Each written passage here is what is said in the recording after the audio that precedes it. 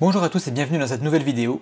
Aujourd'hui on va parler de Ligold, ou EGLD, le token natif de la blockchain Elrond. Je vous en ai déjà parlé dans une vidéo récente sur le top 5 de mes altcoins préférés, mais je n'avais fait qu'effleurer le sujet. Aujourd'hui on va aller beaucoup plus dans le détail, grâce à une de leurs publications que vous pouvez retrouver sur leur blog, qui nous montre les atouts de Ligold pour devenir une crypto-monnaie qui sera adoptée massivement. Moi en tant qu'investisseur, ça m'intéresse énormément. Le projet peut être le plus beau du monde. Si personne n'a le niveau technique pour pouvoir rentrer dedans, au final, ça ira nulle part. Mais là, c'est pas le cas. Ligold a été pensé pour être simple et rendre son adoption de masse plus facile. On le vit au quotidien dans le monde des crypto-monnaies, la complexité, c'est l'obstacle le plus important pour l'adoption par des gens normaux, entre guillemets. Vous qui vous intéressez aux crypto-monnaies, essayez d'en parler à quelqu'un dans la rue, vous allez voir la tête que cette personne va faire. L'objectif de l'EGLD, c'est d'être tellement simple qu'elle pourra être adoptée par des milliards de personnes. Ensuite, on nous dit que Ligold va devenir une réserve de valeur robuste. Bon, ça évidemment, ça reste à prouver. Pour l'instant, c'est pas le cas comme pour toutes les crypto-monnaies, mais on va voir dans la suite pourquoi il y a quand même de bonnes raisons de penser que ça va se produire. Maintenant, on va parler de la rareté. Initialement, il y a 20 millions de EGLD en circulation. Le supply maximum sera de 31 millions, je crois, mais il sera peut-être même pas atteint. Il y a déjà pratiquement 8 milliards de personnes sur Terre. S'ils étaient répartis équitablement, on pourrait en distribuer que 0,0025 par personne. Donc avoir plusieurs e-gold maintenant, c'est peut-être l'équivalent d'avoir plusieurs bitcoins en 2010. Ça n'avait pas l'air de grand chose, et finalement on a vu jusqu'où c'est monté.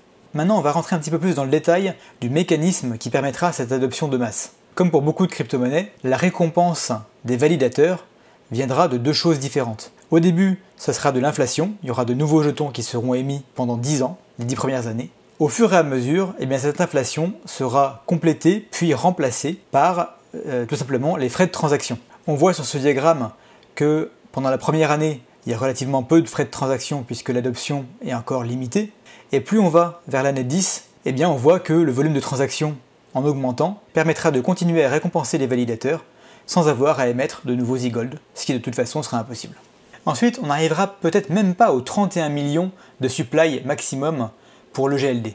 Si de plus en plus de monde utilise ce réseau, les frais de transaction seront suffisants pour récompenser les validateurs au taux qui était défini à l'avance, et du coup, il y aura moins besoin d'émettre de nouveaux EGLD. Plus il y aura de gens qui en achèteront, moins il y en aura qui seront émis.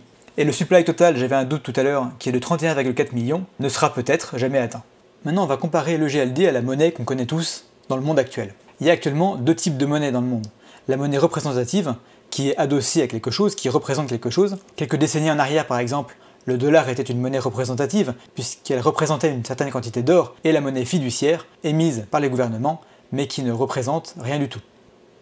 Au niveau de l'utilité en tant que monnaie, l'e-gold sera plus efficace que les autres, puisque la blockchain permettra entre 15 000 et plusieurs centaines de milliers de transactions par seconde, ce qui est infiniment supérieur à ce que permet par exemple le bitcoin.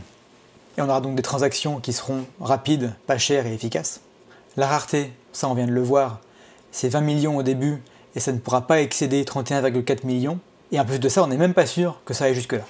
La divisibilité, elle est supérieure à celle de presque toutes les monnaies fiat dans le monde, ce qui permet, quel que soit le prix d'un EGLD, d'avoir des transactions quotidiennes possibles.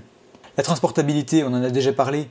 Ici, on rajoute, comme le GLD est listé à peu près partout, on peut facilement l'échanger contre presque n'importe quelle monnaie. Ensuite, la durabilité. Celle de l'EGLD est supérieure à celle d'un billet de 1 $ par exemple, puisque le GLD n'est pas soumis aux contraintes physiques. En revanche, il ne faut pas oublier que la crypto-monnaie, ça peut se perdre. Si vous perdez l'accès à votre portefeuille, si vous perdez vos clés privées, le jeton ne cessera pas d'exister, mais dans les faits, il deviendra inutilisable. La contrefaçon maintenant. Théoriquement, il est possible de dépenser 2 fois une crypto-monnaie, puisque c'est quelque chose de numérique, alors qu'un même billet de 1 $ ne peut pas être dépensé 2 fois. Ce qui rend cette double dépense incroyablement improbable dans le cas d'Elrond, c'est que le coût sera prohibitif. Ça coûtera plus cher de créer un faux que d'acheter un vrai. Et en plus de ça, le coût pour créer un faux EGLD augmentera avec le temps et avec l'extension du réseau. Et pour finir, on nous propose de nous poser la question suivante. Actuellement, le GLD vaut à peu près 110 $ et il y a un petit peu plus de 500 000 utilisateurs. À quoi est-ce que ça ressemblera s'il y a 1 million d'utilisateurs, 10 millions, 100 millions? Elrond, c'est un projet vraiment ambitieux et j'ai hâte de voir ce que ça va donner.